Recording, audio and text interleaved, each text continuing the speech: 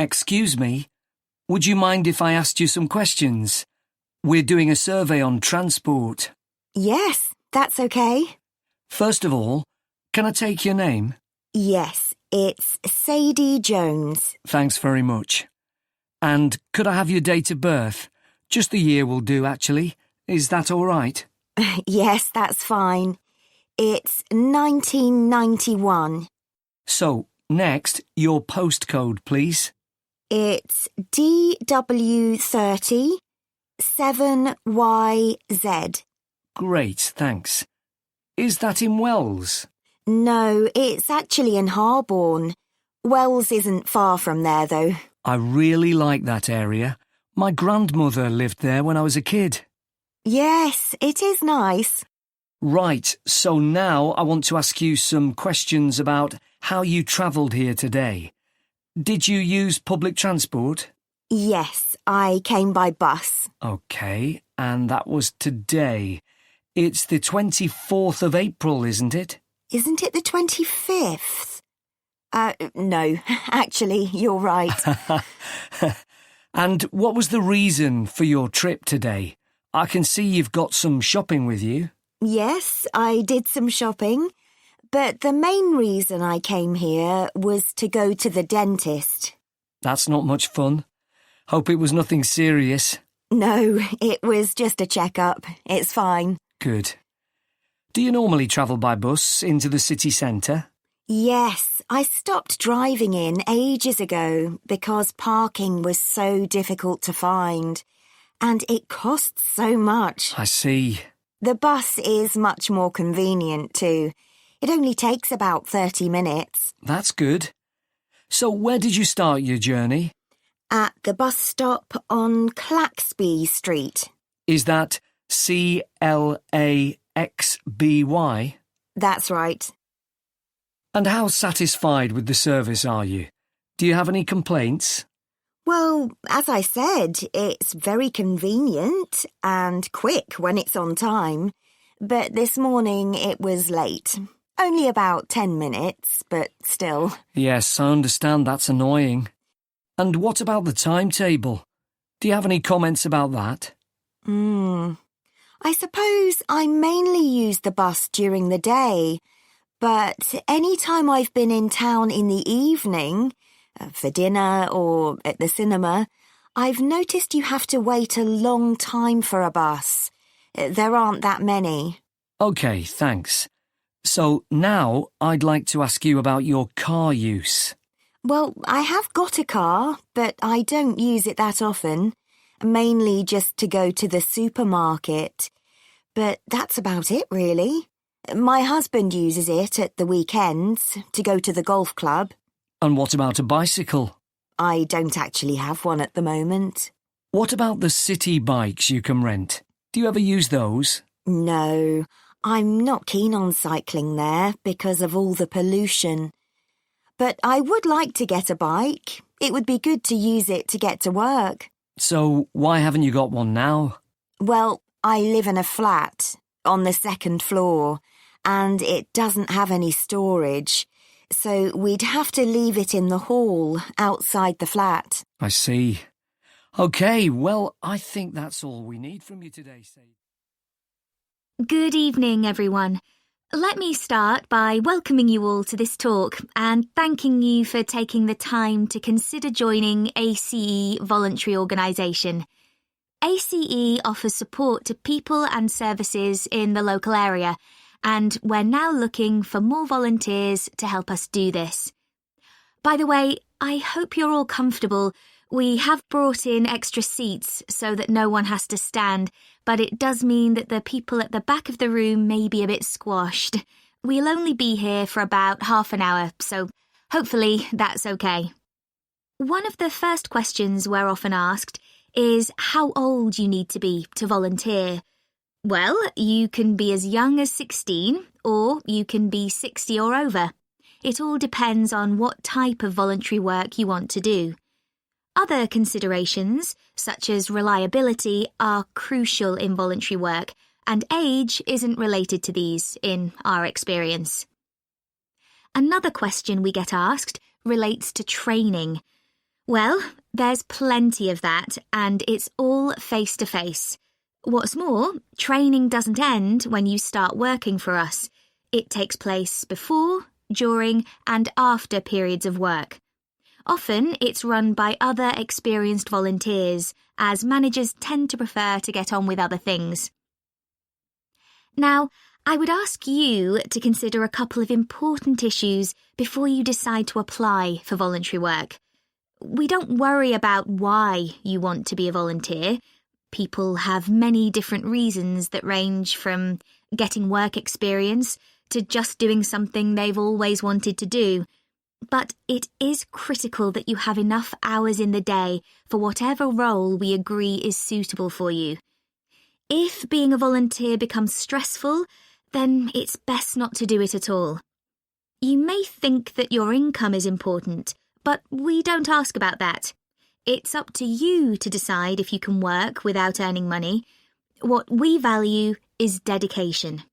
Some of our most loyal volunteers earn very little themselves, but still give their full energy to the work they do with us. OK, so let's take a look at some of the work areas that we need volunteers for and the sort of things that would help you in those. You may wish simply to help us raise money. If you have the creativity to come up with an imaginative or novel way of fundraising, we'd be delighted, as standing in the local streets or shops with a collection box can be rather boring.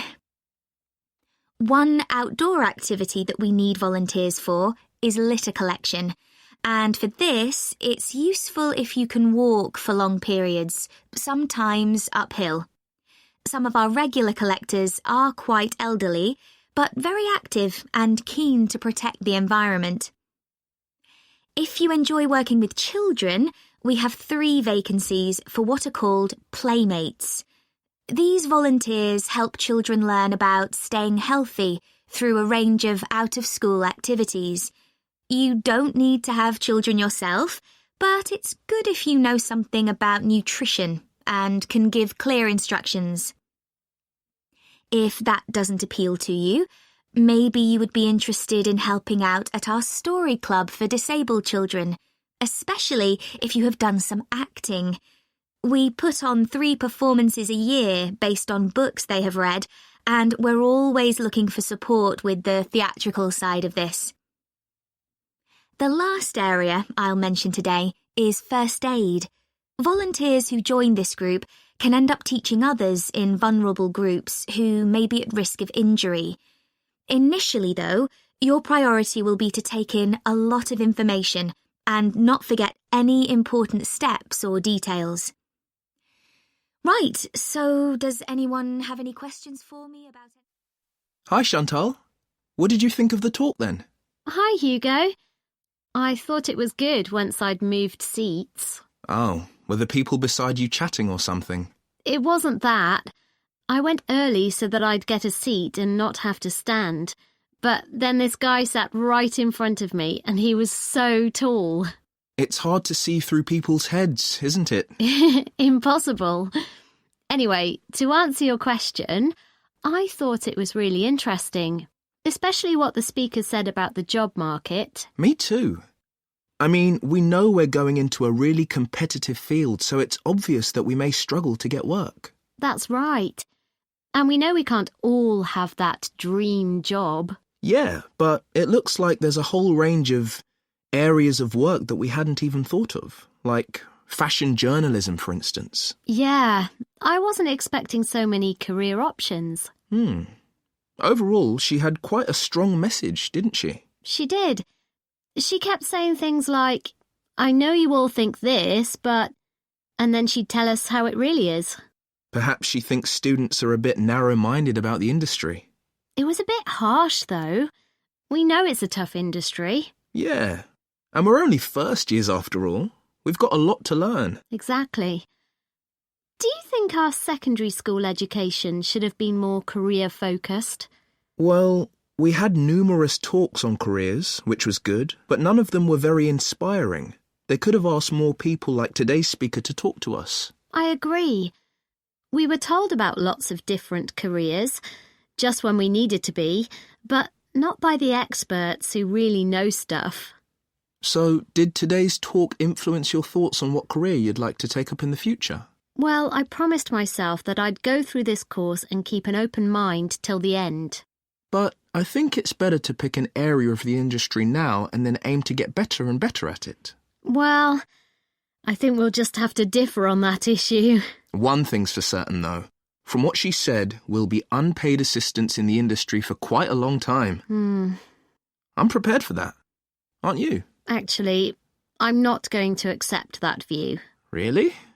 But she knows it's the case, and everyone else says the same. That doesn't mean it has to be true for me. Okay. Well, I hope you're right. I thought the speaker's account of her first job was fascinating. Yeah. She admitted she was lucky to get work being a personal dresser for a musician. She didn't even apply for the job, and there she was getting paid to choose all his clothes. It must have felt amazing. Though she said all she was looking for back then was experience, not financial reward. And then he was so mean, telling her she was more interested in her own appearance than his. But she did realise he was right about that, which really made me think. I'm always considering my own clothes, but now I can see you should be focusing on your client. She obviously regretted losing the job. Well, as she said, she should have hidden her negative feelings about him, but she didn't. It was really brave the way she picked herself up and took that job in retail. Fancy working in a shop after that? Yeah, well, she recommended we all do it at some point. I guess, as a designer, you'd get to find out some useful information, like how big or small the average shopper is. I think that's an issue for manufacturers, not designers. However, it would be useful to know if there's a gap in the market, you know? An item that no one's stocking, but that consumers are looking for. Yeah, people don't give up searching. They also take things back to the store if they aren't right. Yeah.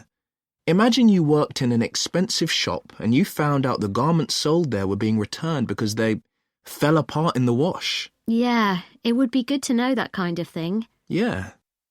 For my presentation today, I want to tell you about how groups of elephants have been moved and settled in new reserves. This is known as translocation and has been carried out in Malawi in Africa in recent years. The reason this is being done is because of overpopulation of elephants in some areas. Overpopulation is a good problem to have, and not one we tend to hear about very often.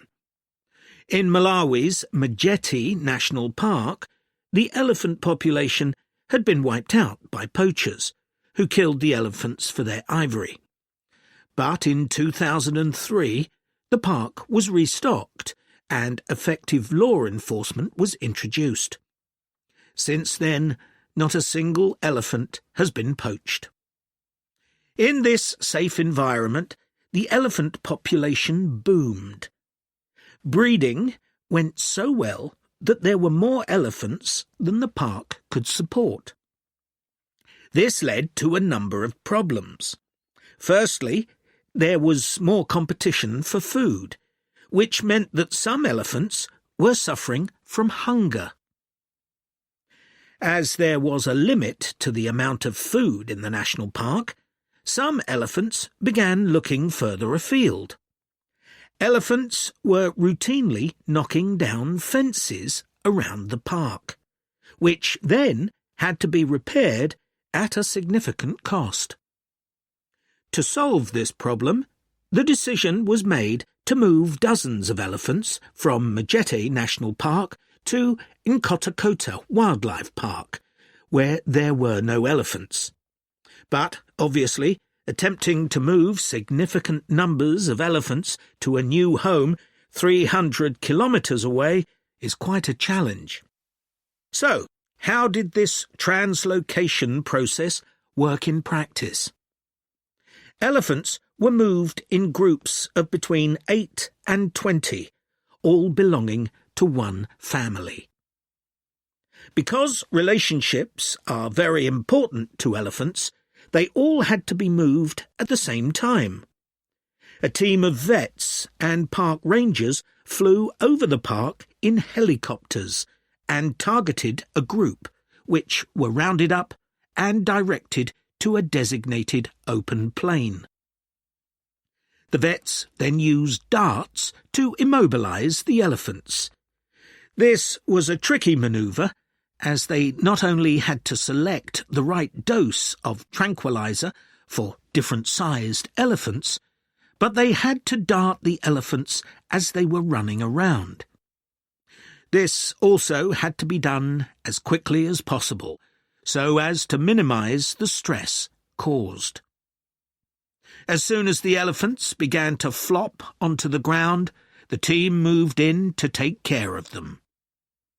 To avoid the risk of suffocation, the team had to make sure none of the elephants were lying on their chests, because their lungs could be crushed in this position. So, all the elephants had to be placed on their sides. One person stayed with each elephant while they waited for the vets to do checks. It was very important to keep an eye on their breathing. If there were fewer than 6 breaths per minute, the elephant would need urgent medical attention. Collars were fitted to the matriarch in each group so their movements could be tracked in their new home. Measurements were taken of each elephant's tusks. Elephants with large tusks would be at greater risk from poachers, and also of their feet. The elephants were then taken to a recovery area, before being loaded onto trucks and transported to their new home. The elephants translocated to Nkhotakota settled in very well, and the project has generally been accepted to have been a huge success, and not just for the elephants. Employment prospects have improved enormously, contributing to rising living standards for the whole community. Poaching is no longer an issue, as former poachers are able to find more reliable sources of income. In fact, many of them volunteered to give up their weapons, as they were no longer of any use to them. More than 24 elephants have been born at Nkhotakota since relocation. With an area of more than 1,800 square kilometres, there's plenty of space for the elephant population to continue to grow. Their presence is also helping to rebalance Nkhotakota's damaged ecosystem and providing a sustainable conservation model which could be replicated in other parks. All this has been a big draw for tourism, which contributes 5 times more than the illegal wildlife trade to GDP, and this is mainly because of the elephants. There's also been a dramatic rise in interest from... So I understand you're interested in restaurant work? Yes, I've got a bit of experience and I can provide references. That's good. I can check all that later. Now, Milo's restaurants have some vacancies at the moment. They're a really good company to work for. Lots of benefits. All right. Yes. They've got a very good reputation for looking after staff. For example, all employees get training, even temporary staff. Oh, really? That's quite unusual, isn't it? Certainly is. And do staff get free uniforms too? You just need to wear a white t-shirt and black trousers, it says here. So I guess not. But another benefit of working for a big company like this is that you can get a discount at any of their restaurants. Even at weekends? No, but you'll be working then anyway. Oh, yes, I suppose so.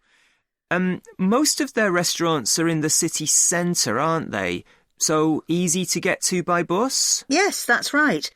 But if you have to do a late shift and finish work after midnight, the company will pay for you to get a taxi home. I probably won't need one. I think I'd use my bike. OK. Now, they do have some quite specific requirements for the kind of person they're looking for. Milo's is a young, dynamic company, and they're really keen on creating a strong team. It's really important that you can fit in and get on well with everyone. Yeah, I've got no problem with that. It sounds good, actually. The last place I worked for was quite demanding too. We had to make sure we gave a really high level of service. That's good to hear, because that will be equally important at Milo's. I know they want people who have an eye for detail. That's fine. I'm very used to working in that kind of environment. Perfect. So the only other thing that's required is good communication skills, so you'll need to have a certificate in English. Sure. OK, let's have a look at the current job vacancies at Milo's. The first one is in Wivenhoe Street. Sorry, where? Wivenhoe. W-I-V-E-N-H-O-E. It's quite central, just off Cork Street. Oh, right. They're looking for a breakfast supervisor. That would be okay. So you're probably familiar with the kind of responsibilities involved. Obviously checking that all the portions are correct, etc. And then things like checking all the procedures for cleaning the equipment are being followed. Okay. And what about the salary? In my last job, I was getting £9.50 per hour. I was hoping to get a bit more than that. Well, to begin with, you'd be getting £9.75, but that goes up to £11.25 after 3 months. That's not too bad. And I suppose it's a very early start. That's the only unattractive thing about this job. But then you have the afternoons and evenings free. So the restaurant starts serving breakfast from 7 a.m, and you'd have to be there at 5:30 to set everything up. But you'd be finished at 12:30. Well, as you say, there are advantages to that. Now, you might also be interested in the job at the City Road branch. That's for a junior chef, so again, a position of responsibility. I might prefer that, actually. Right. Well, obviously, this role would involve supporting the sous chef and other senior staff. And you'd be responsible for making sure there's enough stock each week and sorting out all the deliveries. I've never done that before, but I imagine it's fairly straightforward once you get the hang of it. Yes, and you'd be working alongside more experienced staff to begin with, so I'm sure it wouldn't be a problem. The salary's slightly higher here. It's an annual salary of £23,000. Right. I know that if they like you, it's likely you'll be promoted quite quickly, so that's worth thinking about. Yes, it does sound interesting. What are the hours like? The usual, I think. There's a lot of evening and weekend work, but they're closed on Mondays. But you do get one Sunday off every 4 weeks. So would you like me to send off your CV? Hello, everyone. It's good to see that so many members of the public have shown up for our presentation on the new housing development planned on the outskirts of Nunston. I'm Mark Reynolds, and I'm Communications Manager at the development. I'll start by giving you a brief overview of our plans for the development. So, one thing I'm sure you'll want to know is why we've selected this particular site for a housing development. At present, it's being used for farming, like much of the land around Nunston. But because of the new industrial centre in Nunston, there's a lot of demand for housing for employees in the region, as many employees are having to commute long distances at present. Of course, there's also the fact that we have an international airport just 20 minutes' drive away. But although that's certainly convenient, it wasn't one of our major criteria for choosing the site. We were more interested in the fact that there's an excellent hospital just 15 kilometres away, and a large secondary school even closer than that. One drawback to the site is that it's on quite a steep slope, but we've taken account of that in our planning, so it shouldn't be a major problem. We've had a lot of positive feedback about the plans. People like the wide variety of accommodation types and prices, and the fact that it's only a short drive to get out into the countryside from the development. We were particularly pleased that so many people liked the designs for the layout of the development, with the majority of people saying it generally made a good impression and blended in well with the natural features of the landscape, with provision made for protecting trees and wildlife on the site.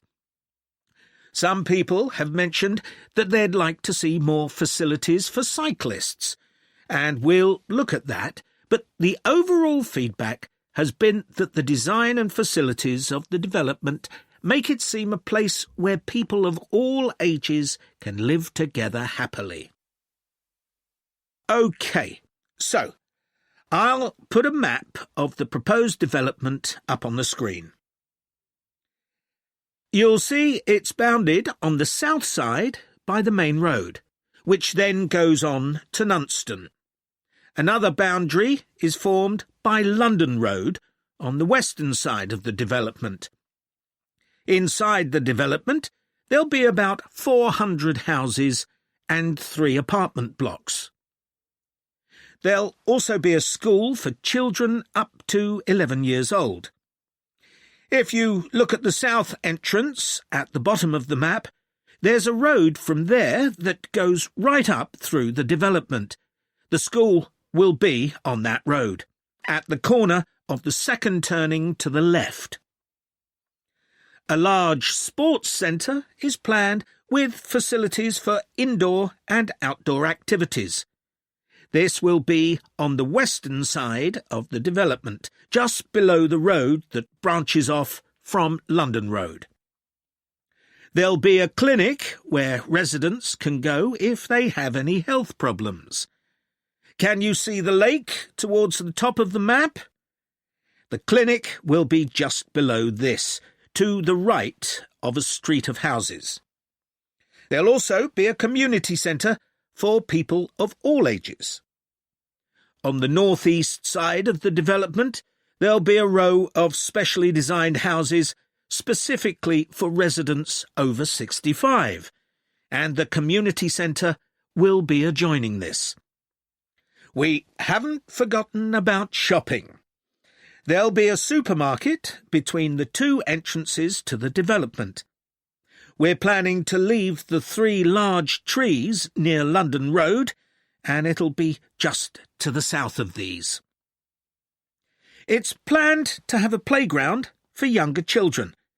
If you look at the road that goes up from the south entrance, you'll see it curves round to the left at the top, and the playground will be in that curve with nice views of the lake. OK, so, now, does anyone have any questions? So, Michelle, shall we make a start on our presentation? We haven't got that much time left. No, Adam. But at least we've done all the background reading. I found it really interesting. I'd never even heard of the Larky eruption before this. Me neither. I suppose 1783 is a long time ago. But it was a huge eruption, and it had such devastating consequences. I know. It was great there were so many primary sources to look at. It really gives you a sense of how catastrophic the volcano was. People were really trying to make sense of the science for the first time. That's right. But what I found more significant was how it impacted directly and indirectly on political events, as well as having massive social and economic consequences. I know. That should be the main focus of our presentation. The observations made by people at the time were interesting, weren't they? I mean, they all gave a pretty consistent account of what happened, even if they didn't always use the same terminology. Yeah. I was surprised there were so many weather stations established by that time. So, you can see how the weather changed often by the hour. Right.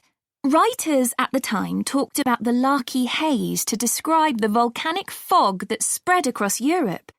They all realised that this wasn't the sort of fog they were used to. And, of course, this was in pre-industrial times, so they hadn't experienced sulphur-smelling fog before. No, that's true. Reports from the period blamed the haze for an increase in headaches, respiratory issues and asthma attacks. And they all describe how it covered the sun and made it look a strange red colour. Must have been very weird. It's interesting that Benjamin Franklin wrote about the haze. Did you read that? He was the American ambassador in Paris at the time. Yeah. At first, no one realised that the haze was caused by the volcanic eruption in Iceland. It was Benjamin Franklin who realised that before anyone else. He's often credited with that, apparently. But a French naturalist beat him to it. I can't remember his name. I'd have to look it up. Then other naturalists had the same idea, all independently of each other. Oh, right. We should talk about the immediate impact of the eruption, which was obviously enormous, especially in Iceland, where so many people died. You'd expect that, and the fact that the volcanic ash drifted so swiftly, but not that the effects would go on for so long, or that 2 years after the eruption, strange weather events were being reported as far away as North America and North Africa. No, I found all that hard to believe too. It must have been terrible, and there was nothing anyone could do about it, even if they knew the ash cloud was coming in their direction. We should run through some of the terrible consequences of the eruption experienced in different countries. There's quite a varied range. Starting with Iceland, where the impact on farming was devastating. One of the most dramatic things there was the effect on livestock as they grazed in the fields. They were poisoned because they ate vegetation that had been contaminated with fluorine as a result of the volcanic fallout. That was horrible. In Egypt, the bizarre weather patterns led to a severe drought, and as a result the Nile didn't flood, which meant the crops all failed. It's so far from where the eruption happened, and yet the famine there led to more people dying than any other country. It was worse than the plague. OK. Then, in the UK, the mortality rate went up a lot, presumably from respiratory illnesses. According to one report, it was about double the usual number and included an unusually high percentage of people under the age of 25. I think people will be surprised to hear that the weather in the USA was badly affected too. George Washington even makes a note in his diary that they were snowbound until March in Virginia. That was before he became president. Yes, and there was ice floating down the Mississippi, which was unprecedented. Astonishing, really. Anyway, what do you think we should include next?